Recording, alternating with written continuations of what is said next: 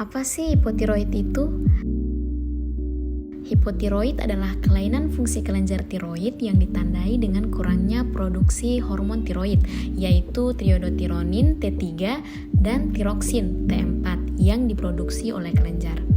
Diperkirakan prevalensi dari hipotiroid yaitu terdapat sekitar 5% dari seluruh populasi, di mana angka prevalensi pada wanita lebih tinggi yaitu sekitar 10%. Sedangkan pada populasi usia muda, kurang dari 22 tahun prevalensinya lebih rendah.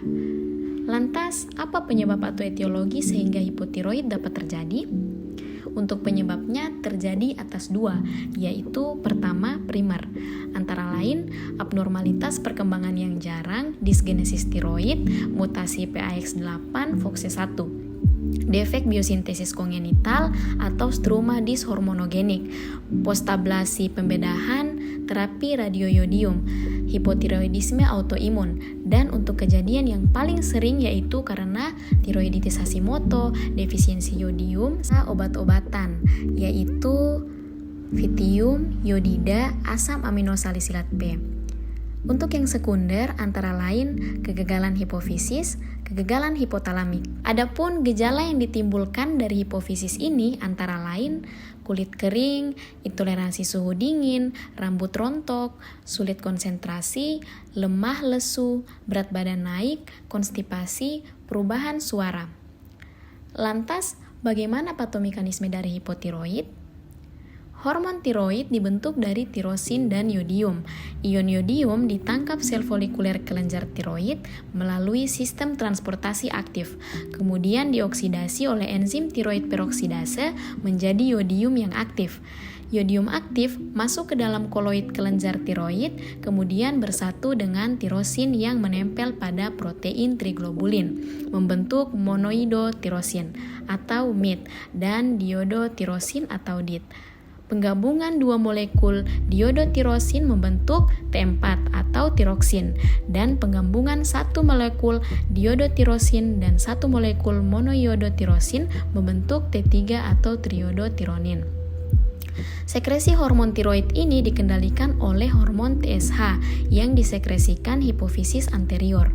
Apabila hormon tiroid rendah, maka usaha tubuh pertama kali untuk mengatasi dengan meningkatkan sekresi TSH agar sintesis dan sekresi hormon tersebut meningkat. Akibat kadar TSH meningkat pada keadaan hipotiroidisme. Dalam menegakkan diagnosis dari hipotiroid selain anamnesis dan pemeriksaan fisik, perlu dilakukan juga pemeriksaan penunjang berupa pemeriksaan lab. Tes-tes laboratorium yang digunakan untuk memastikan hipotiroidisme antara lain kadar tiroksin dan triodotironin serum yang rendah, BMR yang rendah, dan peningkatan kolesterol serum. Kadar TSH serum mungkin tinggi, mungkin pula rendah, bergantung pada jenis hipotiroidismenya. Yang mana pada hipotiroidisme primer, kadar TSH serum akan tinggi, sedangkan kadar tiroksin rendah. Sebaliknya, kedua pengukuran tersebut akan rendah pada pasien dengan hipotiroidisme sekunder. Lalu, apa tata laksana ataupun terapi yang digunakan?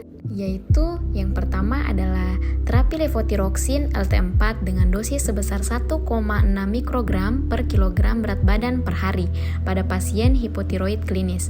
Pasien dewasa kurang dari 60 tahun tanpa disertai penyakit jantung dan pembuluh darah, pemberian LT4 dimulai dengan dosis rendah. Formulasi gel pengganti hormon tiroid seperti triosan digunakan pada sindrom malabsorpsi. Untuk terapi LT4 intervena di rumah sakit jika pasien tidak bisa menerima obat secara oral atau ada kecurigaan koma mixedema. Adapun untuk prognosis dari hipotiroid itu sendiri, jika tanpa pengobatan, hipotiroidisme mungkin memiliki resiko morbiditas dan mortalitas yang tinggi. Pada akhirnya dapat menyebabkan koma atau bahkan kematian.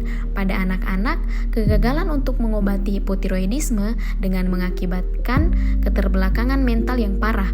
Penyebab utama kematian pada orang dewasa adalah gagal jantung.